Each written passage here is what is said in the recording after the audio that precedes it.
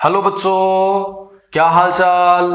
कैसे हो आप सब? मस्त एकदम। आई होप सारी मस्ती होंगी। तो बच्चों, आज हम फिनोल बनाने की विधियां पढ़ेंगे। हमने लास्ट लेक्चर में एल्कोहल बनाने की विधियां कंप्लीट कर ली हैं।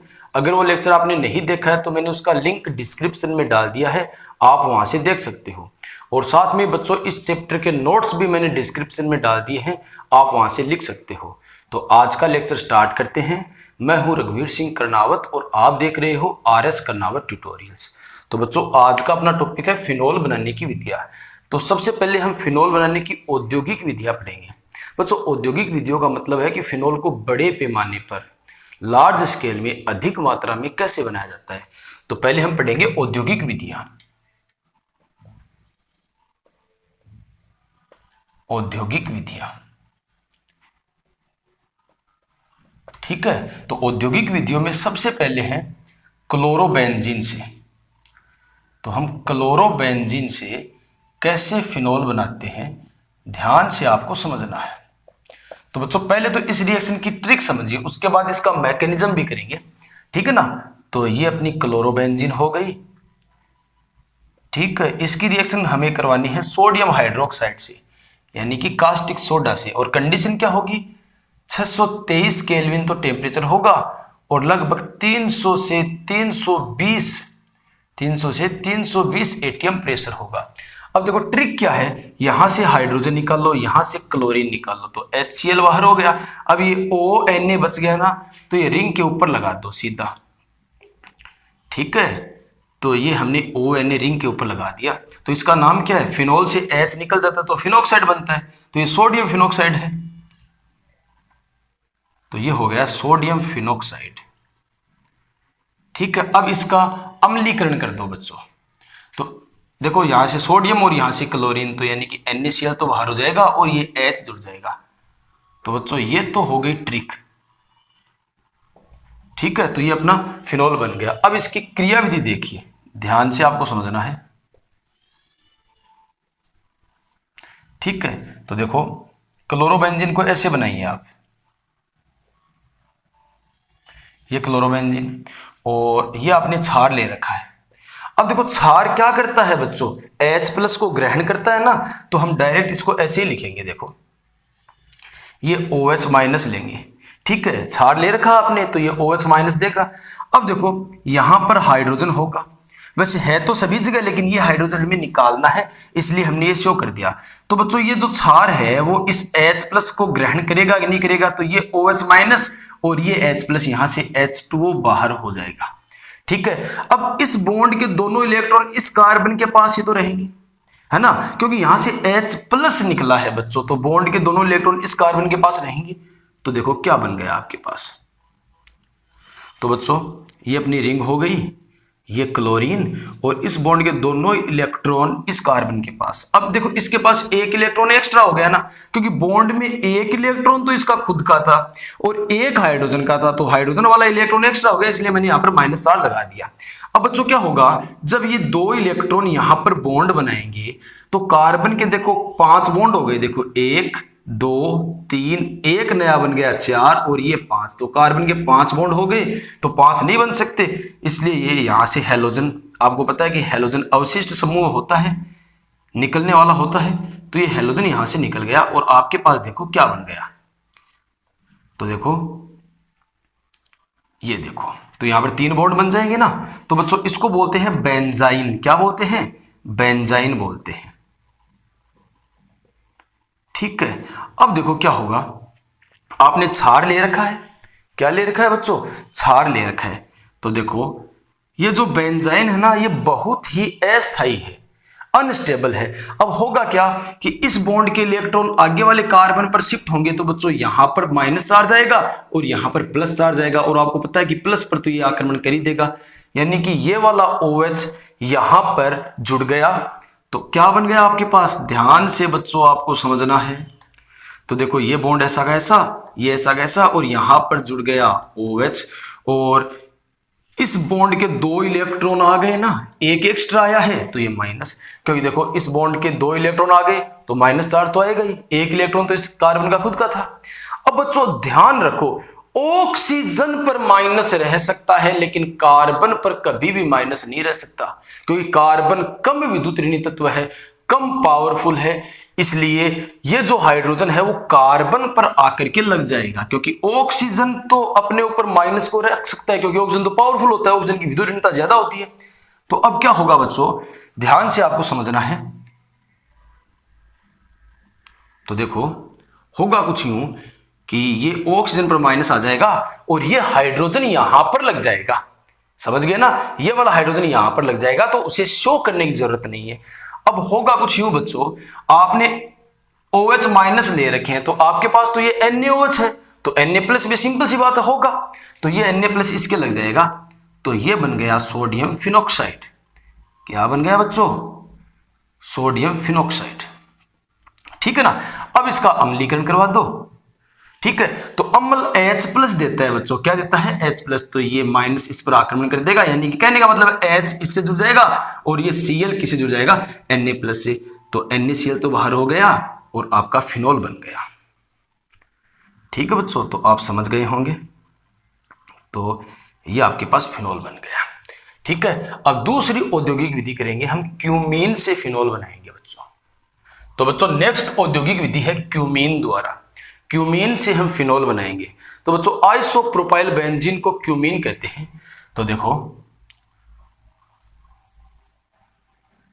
तो ये अपनी हो गई बच्चों आइसोप्रोपिल बेंजीन, जिसे आप क्या कहते हो, क्यूमीन कहते हो।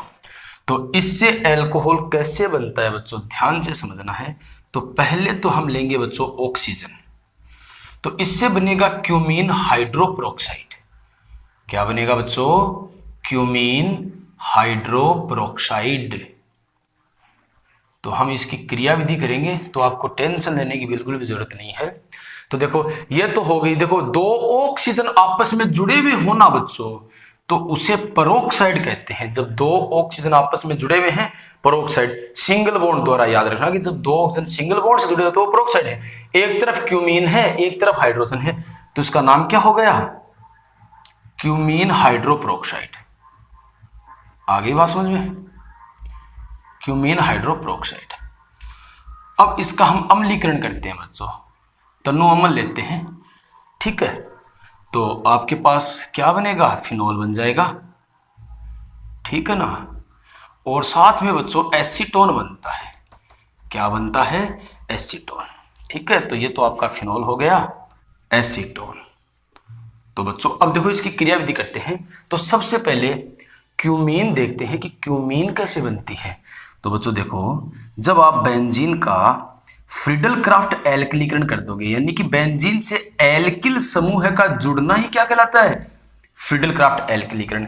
तो आप बेंजीन की अभिक्रिया प्रोपीन से आप करवाओगे बच्चों, किससे करवाओगे, प्रोपीन से। तो आपको ध्यान से समझना है बच्चों, और किसकी उपस्थिति में, फोस्फोरिक अम्ल H3PO4 की उपस्थिति में। आपको पता है कि ये अम्ल है, H प्लस देगा, क्या देगा, H प्लस देगा। अब बच्चों डबल बॉन्ड में से एक बॉन्ड के इलेक्ट्रॉन किसी एक कार्बन की ओर जाएंगे, तो किसकी ओर भेजे, तो पहले हम इसकी ओर भेज लेते हैं, दोनों तरफ भेजेंगे, जो स्थायी होगा उसे बना देंगे। तो इसकी ओर भेजेंगे ना बच्चों, तो इस पर तो बनेगा माइनस और इस पर बनेगा प्लस, तो माइनस से तो ये H प्लस जुड़ जाएगा, तो आपके पास क्या बनेगा, देखो CH3, CH इस पर प्लस और सिंगल बॉन्ड रहा यहां पर और इससे H जुड़ गया। अब मान लो हम इलेक्ट्रॉन इधर नहीं भेज के बच्चों, इलेक्ट्रॉन इधर भेज रहे हैं। वैसे तो ये लास्ट लेक्चर में एल्कोहल में भी आप पढ़ चुके हो, लेकिन दोबारा बता रहा हूं आपको। तो यहां पर भेजेंगे तो यहां तो बनेगा बच्चों माइनस और यहां बनेगा प्लस, तो माइनस से H जुड़ जाएगा और आपके पास क्या बनेगा बच्चों, यहां से H जुड़ गया CH2 और इस कार्बन पर प्लस आ गया। जिस कार्बन पर प्लस और वो एक कार्बन से जुड़ा हुआ हो ना, वो प्राथमिक कार्बन है और ये द्वितीयक, तो ये ज्यादा स्थायी होता है। इसका मतलब इलेक्ट्रॉन उसी साइड शिफ्ट होंगे। इलेक्ट्रॉन किधर शिफ्ट होंगे बच्चों, इलेक्ट्रॉन इसी साइड शिफ्ट होंगे, ठीक है। आ गई बात समझ में। तो आपके पास क्या बन जाएगा, तो आपके पास बनेगा देखो CH3, CH प्लस और ये CH3। अब ये रिंग से जुड़ जाएगा और आपके पास क्यूमीन बन जाएगी। तो ये इलेक्ट्रॉन स्नेही प्रतिस्थापन है, ठीक है बच्चों। अब क्यूमीन को आप एक और तरीके से बना सकते हो, कैसे, आप क्यूमीन की रिएक्शन कर दो, ध्यान देना, एन प्रोपिल क्लोराइड से कर दो, और किसकी उपस्थिति में? निर्जल AlCl3 की उपस्थिति में। तो आपको पता है कि फ्रिडलक्राफ्ट अभिक्रिया में ये तो होता ही है। तो ये लुईस अम्ल है, इसको इलेक्ट्रॉन चाहिए, तो ये यहां से देखो, ध्यान से समझना, Cl- को ले जाएगा। ये यहां पर क्या बनेगा बच्चों? प्लस बनेगा। लेकिन ये कौन सा कार्बोनाइन है? प्राथमिक कार्बोनाइन है जो स्थायी नहीं होता है। तो होगा क्या?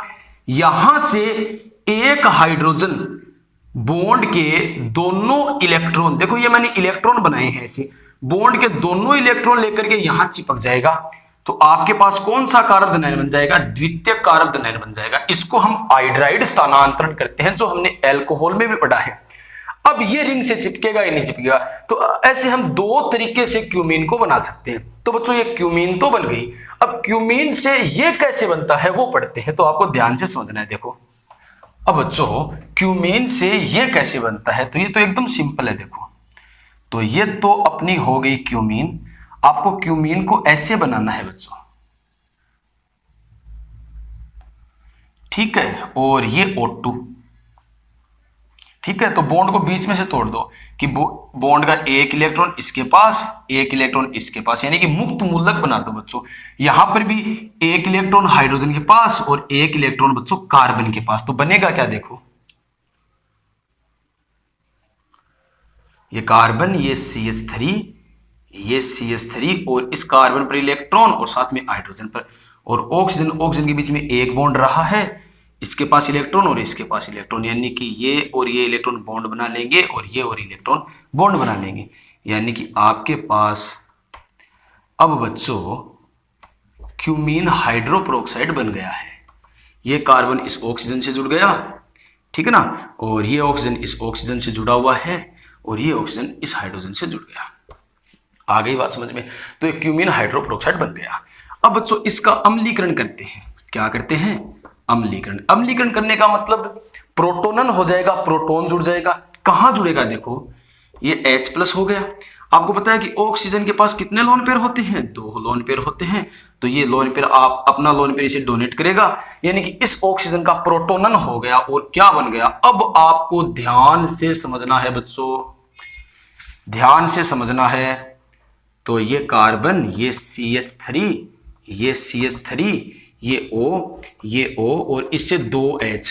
अब देखो इस ऑक्सीजन ने अपने इलेक्ट्रॉन दिए हैं, तो इसके पास इलेक्ट्रॉनों की क्या होगी? कमी होगी। अब बच्चों ऑक्सीजन के पास इलेक्ट्रॉनों की कमी होगी, तो ये इस बॉन्ड के इलेक्ट्रॉन अपनी ओर खींच लेगा, यानी कि क्या बाहर हो गया? H2O बाहर हो गया। और अब आपके पास बना, देखो क्या है, ध्यान से आपको समझते रहना है। आपके पास क्या बना है बच्चों? देखो ये कार्बन, ये CH3, ये CH3 और इस ऑक्सीजन पर प्लस। अब बताओ ये स्थायी है क्या? ऑक्सीजन कितना विद्युत ऋणी होता है, कितना पावरफुल होता है, उस पर प्लस स्थायी है क्या? नहीं है। तो बच्चों ये स्थायी नहीं है। तो अब होगा फेनिल स्थानांतरण। तो आपको ध्यान से समझना है, फेनिल स्थानांतरण, यानी कि ये जो रिंग है ना, ये बॉन्ड के दोनों इलेक्ट्रॉन लेगी और यहां पर चिपक जाएगी। अब आप कहोगे कि सर मैथिल भी तो चिपक सकता है। तो बच्चों मैथिल में जो कार्बन है वो sp3 संकरित है। क्या है बच्चों? sp3 संकरित है, तो इलेक्ट्रॉन खींच नहीं सकता। एक बात तो ये, जबकि रिंग है वो उसका कार्बन sp2 संकरित है, जो कि अधिक विद्युत ऋणी होता है, तो इलेक्ट्रॉन खींच के जा सकता है। और दूसरी बात ये है बच्चों कि जब रिंग जाएगी ना, तो यहां पर अनुनाद बन जाएगा, और सबसे ज्यादा स्थायी आपको पता है कि अनुनाद जिसमें होता है वो स्थायी अधिक होता है। तो यहां पर रिंग जाएगी, तो आपके पास क्या बनेगा बच्चों? ध्यान से आपको समझना है। तो ये रिंग जुड़ गई, ठीक है, छोटी सी लिख रहा हूं मैं, हमारे पास जगह कम है थोड़ी। ये रिंग इस ऑक्सीजन से जुड़ गई, और ये कार्बन, ये CH3, ये CH3, और इस पर क्या चार्ज आ गया बच्चों? प्लस चार्ज आ गया। अब इस पर किसका आक्रमण होगा? H2O का। तो बच्चों जगह कम होने की वजह से थोड़े छोटे छोटे लिख रहा हूं मैं, तो ये इस पर आक्रमण हो जाएगा। तो आपके पास देखो, मैं अब इसको फेनिल लिखूंगा, ठीक है ना, हमारे पास जगह कम है थोड़ी। तो ये कार्बन, ये CH3, ये CH3, और इससे ऑक्सीजन जुड़ गया बच्चों। कौन जुड़ गया? ऑक्सीजन। अब क्या होगा? इस ऑक्सीजन ने अपने इलेक्ट्रॉन दिए हैं, तो यहां पर इलेक्ट्रॉनों की कमी होगी, यानी कि यहां पर पॉजिटिव चार्ज आएगा तो यहां से प्रोटॉन बाहर निकल जाएगा। क्या होगा बच्चों? प्रोटॉन बाहर निकल जाएगा। क्यों? क्योंकि ऑक्सीजन इस बॉन्ड के इलेक्ट्रॉन खींच लेगा और H को बाहर कर देगा। तो आपके पास बना क्या है? देखो ध्यान से समझना है बच्चों, ध्यान से। चलो ये वाली स्टेप है ना बच्चों, ये वाली स्टेप मैं वहां पर लिख रहा हूं, है ना, ऊपर लिख रहा हूं, ठीक है? तो ध्यान से समझना। देखो ये वाली स्टेप मैं वहां पर लिख रहा हूं, हमारे पास जगह थोड़ी कम है। तो देखो ये CH3 हो गया, ये CH3 और यहां से H निकल गया, तो ये केवल यही बचा, एक H निकल गया ना, और ये O और ये आपकी रिंग हो गई। अब क्या होगा बच्चों? ये दोनों इलेक्ट्रॉन यहां पर बॉन्ड बनाएंगे, ठीक है? तो यहां से H बाहर हो गया ना। अब इस कार्बन के बॉन्ड काउंट करो, देखो 1 2 3 4 और एक ये नया बन गया 5, तो 5 बन नहीं सकता। इसका मतलब इस बॉन्ड के इलेक्ट्रॉन इसके पास आ जाएंगे, ठीक है ना? देखो इस बॉन्ड के कितने इलेक्ट्रॉन है बच्चों? 2 है, एक ऑक्सीजन का है और एक हाइड्रोजन का है। जब ये दोनों इलेक्ट्रॉन यहां पर बॉन्ड बना लेंगे तो हाइड्रोजन के बेचारे के पास इलेक्ट्रॉन रहेंगे नहीं, यानी कि H+ होगा। क्या होगा? H+। अब वो H+ इससे जुड़ जाएगा, तो यानी कि आपके पास क्या बन गया? देखो ये CH3, ये कार्बन, ये CH3 दिखाई दे रहा होगा आपको, ये CH3 और यहां पर बन गया डबल बॉन्ड, यानी कि एसीटोन तैयार है। और PH इससे O और यहां पर H+ और यहां पर O-, तो यानी कि आपके पास फिनोल बन गया है, ठीक है बच्चों? तो ये इसकी क्रियाविधि होती है। आगे बात समझ में? तो बच्चों औद्योगिक विधियां 2 ही थी जो हमने कंप्लीट कर ली है। अब हम पढ़ते हैं प्रयोगशाला विधि। तो प्रयोगशाला विधि में सबसे पहले आती है डाईएजोनियम लवण द्वारा। डाईएजोनियम लवण द्वारा। तो बच्चों डाईएजोनियम लवण कैसे बनाते हैं? तो देखो हम एनिलीन की अभिक्रिया, इसकी भी हम क्रिया विधि करेंगे तो आपको डरने की जरूरत नहीं है। हम एनिलीन, ये क्या है? एनिलीन की अभिक्रिया नाइट्रस अम्ल से करवाते हैं, लेकिन नाइट्रस अम्ल स्थायी नहीं होता है, तो उसे अभिक्रिया के दौरान ही बनाया जाता है सोडियम नाइट्राइट से और HCl से। तो इससे डाईएजोनियम क्लोराइड बनता है। ये देखो ये क्या बन गया? Diazonium chloride. डाईएजोनियम क्लोराइड पूरा नाम क्या है? Benzene diazonium chloride. अब बच्चों इसे हम जल के साथ उबालते हैं। उबालने का मतलब ये हो गया, आप डायरेक्ट तोड़ दो H+ और OH- में, जल को डायरेक्ट तोड़ दो, तो H+ और Cl- क्या बाहर हो गया बच्चों? HCl। और आपको पता है कि कार्बन से नाइट्रोजन ज्यादा पावरफुल है, तो इस बॉन्ड के इलेक्ट्रॉन नाइट्रोजन खींच लेगा, तो N ट्रिपल बॉन्ड N को आप क्या बोलते हो? N2। अब बचा क्या? HCl निकल गया, N2 निकल, तो यहां पर OH बचा ना, तो वो आप रिंग से जोड़ दो, तो आपके पास फिनोल बन जाएगा। अब इसकी क्रियाविधि देखिए। देखो मैन तो यहां तो आगे सीधी सी है, लेकिन इससे ये कैसे बनता है? तो बच्चों देखो एनिलीन से आप डाईएजोनियम क्लोराइड बना रहे हो, यानी कि ऐसा करने पर वलय पर डाईएजो समूह जुड़ता है बच्चों, इसको हम बोलते हैं डाईएजो समूह है। N ट्रिपल बॉन्ड N को क्या बोलते हैं? डाईएजो समूह है। तो वलय पर डाईएजो समूह जुड़ने को डाईएजोटीकरण कहते हैं। क्या कहते हैं बच्चों? डाईएजोटीकरण। क्या कहते हैं? डाईएजोटीकरण। अब देखिए इससे ये कैसे बना है, तो बच्चों देखो इसकी क्रियाविधि करते हैं, ध्यान से आपको समझना है। क्रियाविधि तो देखो सबसे पहले NaNO2 और HCl रिएक्ट करते हैं, NaNO2 और HCl। तो ये तो सिंपल है, सोडियम और क्लोरीन मिलकर के सोडियम क्लोराइड बना देंगे, NaCl बाहर हो जाएगा, बचा क्या? HNO2 यानी कि आपका नाइट्रस अम्ल बन जाएगा। अब बच्चों ये नाइट्रस अम्ल दोबारा एक HCl के साथ रिएक्शन करेगा। कैसे करेगा? देखो ये HCl और ये नाइट्रस अम्ल हो गया, इसको आप ऐसे लिख लो नाइट्रस अम्ल को।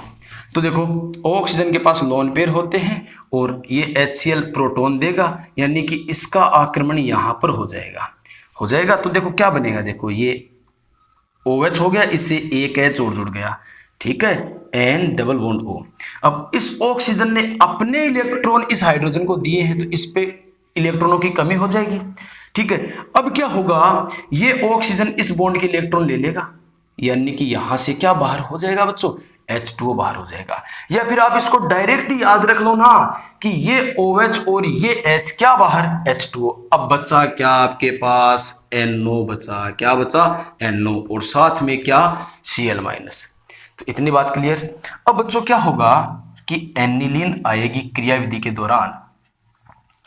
तो ये एनिलीन है, मैं इसको ऐसे बना लेता हूं, नाइट्रोजन पर लोन पेयर होता है और आपके पास NO बना है कि नहीं बना, इसके पास इलेक्ट्रॉनों की कमी है, तो ये नाइट्रोजन इसको इलेक्ट्रॉन अपने डोनेट कर देगा। कहने का मतलब इसके और इसके बीच में बॉन्ड बन जाएगा। तो बच्चों अब आपको ध्यान से समझना है, ठीक है, ये नाइट्रोजन, ये हाइड्रोजन और इन दोनों के बीच में बॉन्ड बन गया, इसके पास इलेक्ट्रॉनों की कमी थी, उसकी भरपाई हो गई, और ये डबल बॉन्ड। अब बच्चों देखो कमी किसके पास हो गई, इसके तो पास तो भरपाई हो गई, लेकिन कमी इसके पास हो गई, यानी कि इस पर पॉजिटिव चार्ज आएगा। अब बच्चों होगा कुछ यूं, इस बॉन्ड के दोनों इलेक्ट्रॉन यहां पर बॉन्ड बनाएंगे, तो ये H प्लस यहां से फ्री हो गया ना, क्योंकि दोनों इलेक्ट्रॉन तो यहां पर आ गए, और यहां पर डबल बॉन्ड में से एक बॉन्ड के इलेक्ट्रॉन इस ऑक्सीजन पर शिफ्ट हो जाएंगे, तो इस पर माइनस, और ये H प्लस, यानी कि ये H प्लस यहां से निकल करके यहां जुड़ जाएगा, यानी कि कहने का मतलब एक तरह से चलाव्यवस्था हो जाएगी। ठीक है, तो आपके पास देखो क्या बन गया, ध्यान से बच्चों आपको समझना है, N। ठीक है, अब इससे एक हाइड्रोजन ही लगा हुआ है केवल, और यहां पर बन गया डबल बॉन्ड। ठीक है बच्चों, और यहां पर सिंगल और ऑक्सीजन से जुड़ गया H, और इस पर प्लस ऐसा का ऐसा। अब दोबारा वही काम होगा, इस बॉन्ड के दोनों इलेक्ट्रॉन यहां पर आ गए, इस बार ये इलेक्ट्रॉन लेकर के बाहर हो जाएगा, यानी कि इस बार H2O बाहर हो जाएगा, क्योंकि H तो यहां से और OH यहां से, तो H2O बाहर हो गया, और आपके पास क्या बन गया, देखो यहां पर बना रहा हूं मैं, तो आपके पास बन गया बच्चों N, और यहां पर बन गया, देख लो ट्रिपल बॉन्ड बन गया ना, बन गया। ठीक है, अब देखो ये ट्रिपल बॉन्ड बन गया। अब देखो यहां पर आपने इस NO प्लस को ही काम में लिया था, Cl माइनस को काम में नहीं लिया ना, तो Cl माइनस तो प्लस के पास आएगा कि नहीं आएगा, आएगा, सिंपल सी बात है। तो अब ये बन गया ना, अब आगे वाला तो एकदम सीधा ही है, एकदम सीधा ही है। आप इसे जल के साथ उबालोगे, किसके साथ उबालोगे, जल के साथ, तो H प्लस और Cl माइनस क्या बाहर हो गया, HCl हो गया। नाइट्रोजन पावरफुल की कार्बन, नाइट्रोजन तो इस बॉन्ड के इलेक्ट्रॉन नाइट्रोजन की ओर शिफ्ट हो जाएंगे, N2 बाहर, और ये OH अब रिंग से जुड़ जाएगा और आपका फिनॉल तैयार हो जाएगा। तो बच्चों समझ गए होंगे आप, ठीक है। तो ये फर्स्ट मेथड हो गई। अब दूसरी मेथड करते हैं। तो बच्चों अब बनाते हैं बेंजीन सल्फोनिक अम्ल से। तो बच्चों नेक्स्ट मेथड है बेंजीन सल्फोनिक अम्ल से। बेंजीन सल्फोनिक अम्ल से। तो देखो इस रिएक्शन में क्या करना है, हमें बेंजीन और ओलियम को साथ में गर्म करना है, तो उससे बेंजीन सल्फोनिक अम्ल बन जाएगा, और NaOH डालेंगे जिससे फिनोल बन जाएगा। तो कैसे बनेगा बच्चों, देखो तो ये तो हो गई बेंजीन, ठीक है, और ये हो गया ओलियम H2S2O7, इसे बोलते हैं बच्चों ओलियम, ध्यान से आपको समझना है। और ये हो गई बेंजीन। अब देखो रिएक्शन कैसे होगी, सिंपल ट्रिक याद रखो कि ये हाइड्रोजन निकलेगा यहां से, इसलिए मैंने इस हाइड्रोजन को शो कर दिया। और बच्चों ओलियम होता है ये,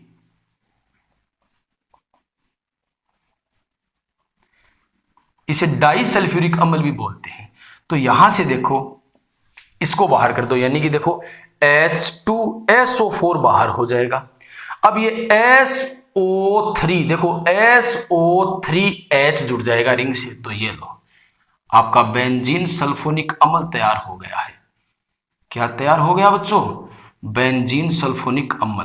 देखो क्या तैयार हो गया, बेंजीन सल्फोनिक अम्ल